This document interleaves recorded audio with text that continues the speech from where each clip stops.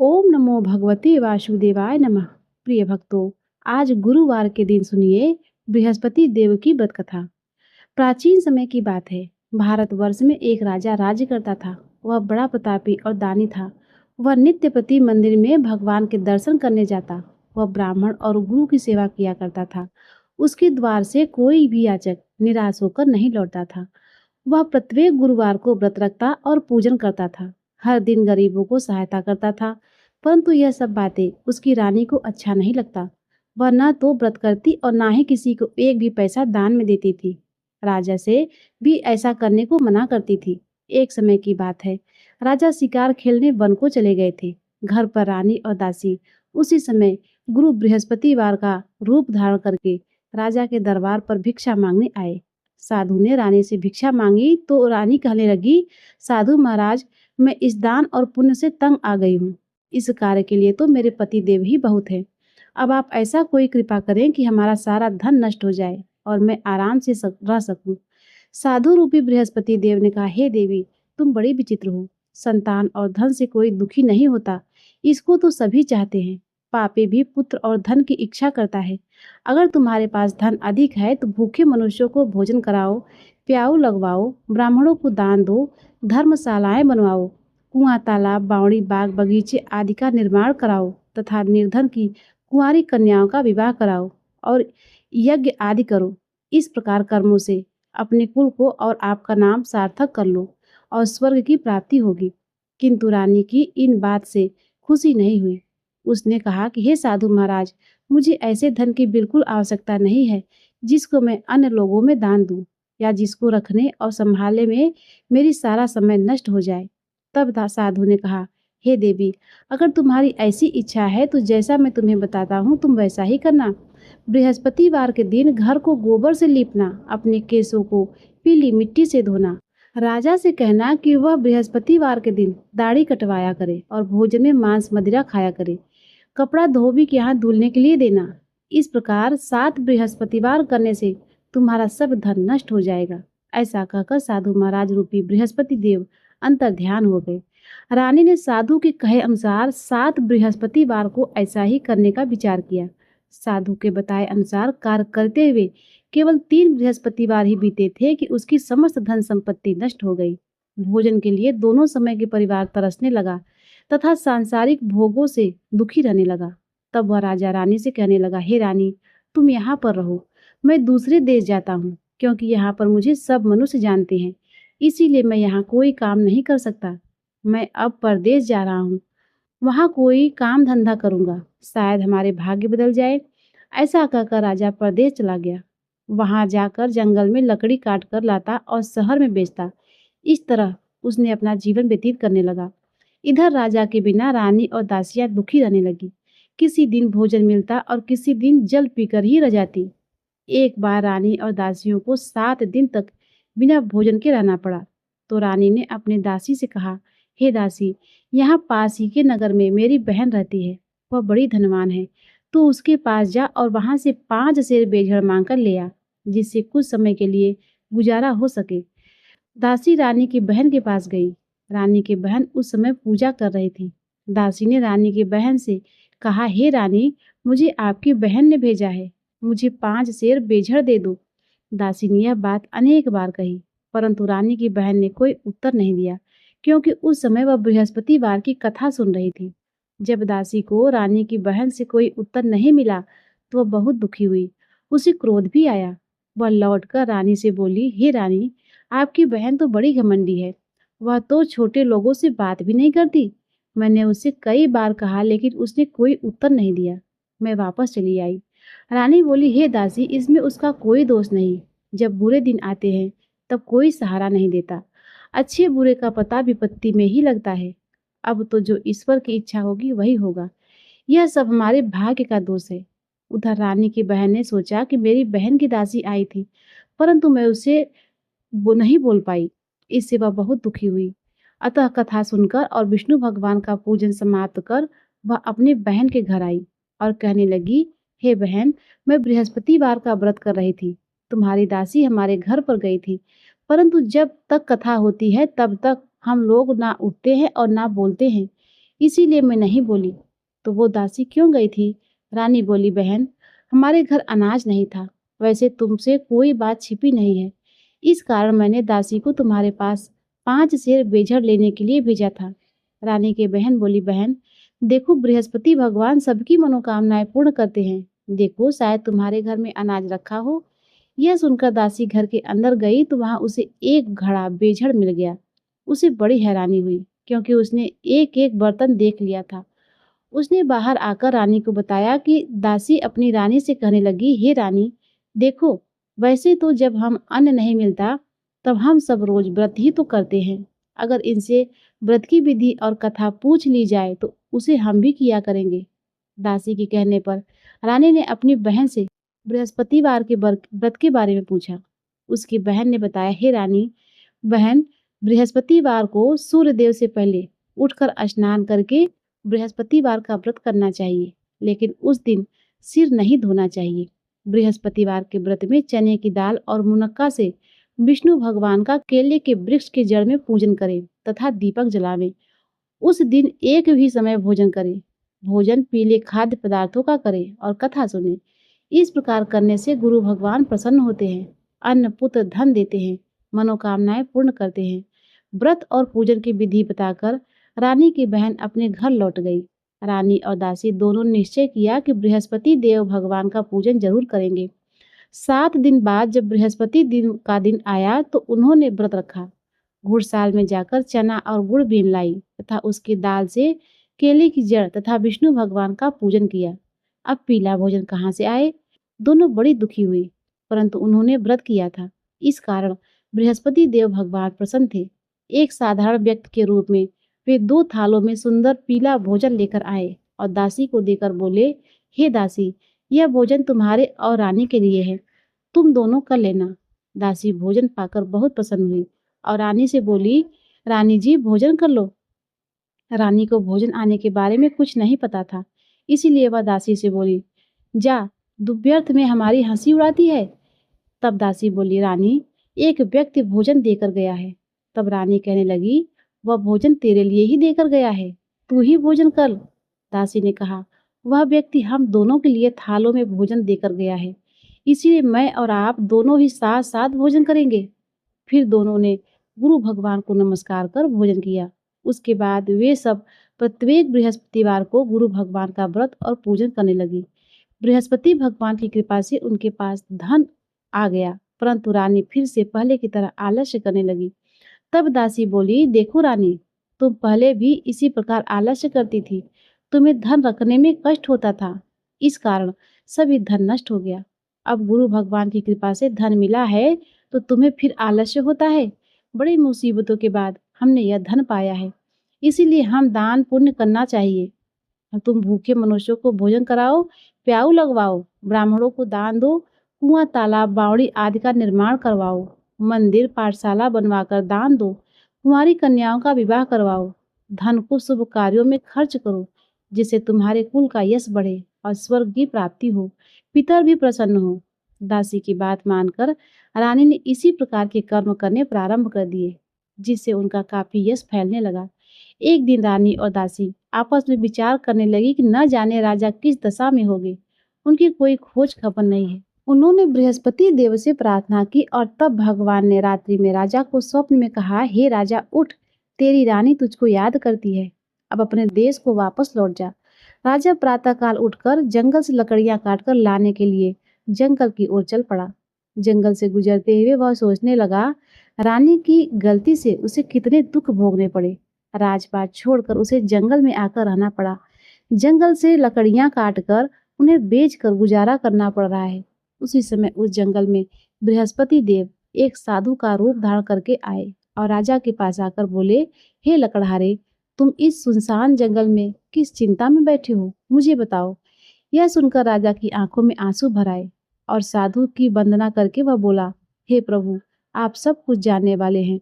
ऐसा कहकर राजा ने साधु को अपनी संपूर्ण कथा सुना दी। महात्मा दयालु होते हैं। वे राजा से बोले, हे राजा, तुम्हारी पत्नी ने बृहस्पति देव के प्रति अपराध किया था, जिसके कारण तुम्हारी यह दशा हुई है। अब तुम किसी प्रकार की चिंता मत करो, भगवान तुम्हें पहले से अधिक धन देंगे। देखो, तुम्हारी पत्नी ने बृहस्पतिवार का व्रत करना प्रारंभ कर दिया है। अब तुम भी बृहस्पतिवार का व्रत करके चने की दाल और गुड़ जल के लोटे में डालकर केले का पूजन करो। फिर कथा कहो या सुनो। भगवान तुम्हारी सब मनोकामनाएं पूर्ण करेंगे। साधु को प्रसन्न देखकर राजा बोला, हे प्रभु, मुझे लकड़ी बेचकर इतना पैसा नहीं मिलता जिससे भोजन करने के उपरांत कुछ बचा सकूं, और मैंने रात्रि में अपनी रानी को व्याकुल देखा है। मेरे पास कोई साधन नहीं है जिससे उसका समाचार जान सकूं। फिर मैं बृहस्पति देव की क्या कहानी सुनूं? मुझे तो कुछ भी मालूम नहीं है। साधु ने कहा, हे राजा, तुम किसी बात की चिंता मत करो। बृहस्पतिवार के दिन तुम रोजाना की तरह लकड़ियां लेकर शहर ले जाया करो। तुम्हें रोज से दोगुना धन प्राप्त होगा, जिससे तुम भली भांति भोजन कर लोगे और बृहस्पति देव की पूजा का सामान भी आ जाएगा। बृहस्पतिवार की कथा इस प्रकार है। प्राचीन काल में एक बहुत ही निर्धन ब्राह्मण था। उसकी कोई संतान नहीं थी। वह नित्य पूजा पाठ करता, परंतु उसकी पत्नी बहुत ही मलिनता के साथ रहती थी। वह ना तो स्नान करती और ना किसी देवता की पूजा करती थी। प्रातःकाल उठते ही सबसे पहले भोजन करती, बाद में कोई अन्य कार्य करती। ब्राह्मण देवता बहुत दुखी रहते थे। पत्नी को बहुत समझाते, किंतु कोई परिणाम नहीं निकलता। भगवान की कृपा से ब्राह्मण के पत्नी की एक कन्या उत्पन्न हुई। वह कन्या अपने पिता के घर में बड़ी होने लगी। वह बालिका प्रातः स्नान करके भगवान विष्णु का जप करती। वह बचपन से ही बृहस्पतिवार का व्रत भी करने लगी थी। पूजा पाठ समाप्त कर स्कूल जाती तो अपनी मुट्ठी में जौ भरकर ले जाती और पाठशाला जाने के मार्ग में डालती जाती। वही जौ सोने के हो जाते तो लौटते समय उनको बीन कर घर ले आती। एक दिन वह बालिका सूप में उन सोने के जवों को फटक कर साफ कर रही थी। तभी उसकी माँ ने देख लिया और कहने लगी, बेटी, सोने के जव को फटकने के लिए सोने का सूप भी तो होना चाहिए। दूसरे दिन गुरुवार था। उस कन्या ने व्रत रखा और बृहस्पति देव से प्रार्थना करके कहा, हे प्रभु, यदि मैंने सच्चे मन से आपकी पूजा की हो तो मुझे सोने का सूप भी दे दो। बृहस्पति देव ने उसकी प्रार्थना स्वीकार कर ली। रोजाना की तरह वह कन्या जौ फैलाती हुई पाठशाला चली गई। पाठशाला से लौटकर जब वह जौ बीन रही थी तो बृहस्पति देव की कृपा से उसे सोने का सूप भी मिला। उसे वह घर ले आई और उसे जौ साफ करने लगी, परंतु उसकी माँ का वही ढंग रहा। एक दिन की बात है, वह कन्या सोने के सूप में जौ साफ कर रही थी। उस समय उस नगर का राजकुमार वहां से होकर निकला। इस कन्या के रूप और सोने के सूप में जौ को साफ करते देख वह उस कन्या पर मोहित हो गया। राजमहल आकर वह भोजन तथा जल त्याग कर उदास होकर लेट गया। राजा को जब राजकुमार द्वारा अन्न जल त्यागने का समाचार मिला तो अपने मंत्रियों के साथ वह अपने पुत्र के पास आए और बोले, बेटा, तुम्हें किस बात का कष्ट है? किसी ने अपमान किया है अथवा कोई और कारण है? मुझे बताओ, मैं वही करूंगा जिसे तुम्हें प्रसन्नता हो। तब राजकुमार ने अपने पिता की बात सुनी और बोला, मुझे आपकी कृपा से किसी बात का कोई दुख नहीं है। किसी ने मेरा अपमान नहीं किया है, परंतु मैं उस लड़की से साथ विवाह करना चाहता हूँ जो सोने के सूप में जौ साफ कर रही थी। यह सुनकर राजा आश्चर्य में पड़ गया और बोला, हे बेटा, इस तरह कन्या का पता तुम ही लगाओ। मैं उसके साथ तुम्हारा विवाह अवश्य ही करवा दूंगा। राजकुमार ने राजा को उस लड़की के घर का पता बतलाया। मंत्री उस लड़की के घर गया और राजा को आदेश ब्राह्मण को सुनाया। कुछ ही दिन बाद ब्राह्मण की कन्या का विवाह राजकुमार के साथ संपन्न हो गया। कन्या के घर से जाते ही उस ब्राह्मण देवता के घर में पहले की तरह गरीबी का वास हो गया। अब भोजन के लिए भी अन्न बड़ी मुश्किल से मिलता था। एक दिन दुखी होकर ब्राह्मण अपनी पुत्री से मिलने गया। बेटी ने पिता की दुखी अवस्था को देखा और अपनी माँ का समाचार पूछा। ब्राह्मण देवता ने सभी हाल कह सुनाया। तब कन्या ने बहुत सारा धन देकर अपने पिता को विदा कर दिया। इस तरह ब्राह्मण का कुछ समय पूर्वक सुखपूर्वक बीता, लेकिन कुछ दिन बाद फिर वही हाल हो गया। ब्राह्मण फिर अपनी कन्या के यहाँ गया और सभी हाल कह सुनाया। पुत्री कहने लगी, हे पिताजी, आप माता जी को यहाँ लिवा लाओ। मैं उन्हें वह विधि बता दूंगी जिससे आपकी गरीबी दूर हो जाएगी। अब ब्राह्मण देवता अपनी पत्नी को साथ लेकर अपनी पुत्री के पास राजमहल में पहुंचे तो पुत्री अपनी माँ को समझाने लगी कि हे माँ, तुम प्रातःकाल उठकर प्रथम स्नान आदि करके विष्णु भगवान का पूजन करो, तुम्हारी सब दरिद्रता दूर हो जाएगी। परंतु उसकी माँ ने उसकी एक भी बात नहीं मानी। वह प्रातःकाल उठकर अपनी पुत्री का बचा हुआ जूठन खा लेती थी। एक दिन उसकी पुत्री को बहुत गुस्सा आया। उसने एक रात कोठरी से सारा सामान निकाल दिया और उसमें अपनी माँ को बंद कर दिया। प्रातः उसने से निकाला और स्नान आदि करा के पूजा पाठ करवाया तो उसकी माँ की बुद्धि ठीक हो गई। इसके बाद वह नियम से पूजा पाठ करती और प्रत्येक बृहस्पतिवार को व्रत करने लगी। इस व्रत के पुण्य प्रभाव से उसकी माँ भी बहुत धनवान हो गई और बृहस्पति देवता के प्रभाव से स्वर्ग को गई। वह ब्राह्मण भी सुखपूर्वक इस लोक का सुख भोग कर स्वर्ग को प्राप्त हुआ। इस तरह कहानी कहकर साधु महाराज वहां से लुप्त हो गए। धीरे धीरे समय बीतने पर बृहस्पतिवार का दिन आया। राजा जंगल से लकड़ी काटकर किसी शहर में बेचने गया। उसे उस दिन और दिनों से अधिक धन मिला। राजा ने चना गुड़ आदि लाकर बृहस्पतिवार का व्रत किया। उस दिन से उसके सभी क्लेश दूर हो गए। परंतु जब अगला गुरुवार का दिन आया तो वह बृहस्पतिवार का व्रत करना भूल गया। इस कारण बृहस्पति भगवान नाराज हो गए। उस दिन उस नगर के राजा ने विशाल यज्ञ का आयोजन किया था तथा अपने समस्त राज्य में घोषणा करवा दी कि कोई भी मनुष्य अपने घर में भोजन न बनावे और आग भी न जलावे। समस्त जनता मेरे यहाँ भोजन करने आए। इस आज्ञा को जो नहीं मानेगा उसको फांसी की सजा दी जाएगी। राजा की आज्ञा अनुसार राज्य के सभी निवासी राजा के यहाँ भोजन में सम्मिलित हुए, लेकिन लकड़हारा कुछ देर से पहुंचा, इसीलिए राजा उसको अपने साथ महल ले गए। जब राजा लकड़हारे को भोजन करा रहे थे तो रानी की दृष्टि उस खूंटी पर पड़ी जिस पर उसका नौलखा हार टंगा हुआ था। उस हार खूंटी पर लटका दिखाई नहीं दिया तो रानी निश्चय हो गया कि मेरा हार उस लकड़हारे ने चुरा लिया है।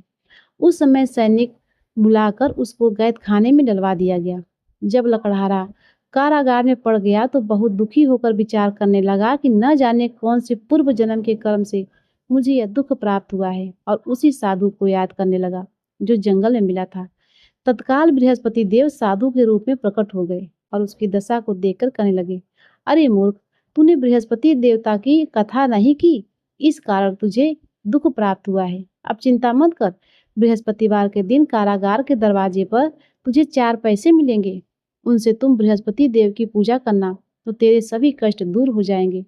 अगले बृहस्पतिवार उसे कारागार के द्वार पर 4 पैसे पड़े मिले।